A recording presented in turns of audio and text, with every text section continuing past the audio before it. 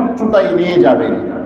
তখন আল্লাহ রাব্বুল আলামিন ডাক দিয়ে বলেন, হে আমার খলিল ইব্রাহিম, তুমি আমার ঘর নির্মাণ করতে গিয়ে তুমি কষ্ট অনুভব করবে, আমি এটা চাই না। তুমি একটি পাথরের উপর দাঁড়িয়ে যাও।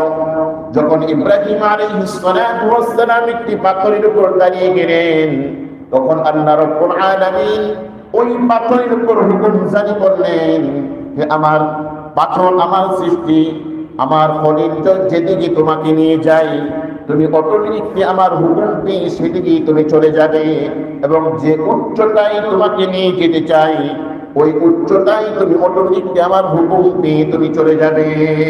সুবহানাল্লাহ।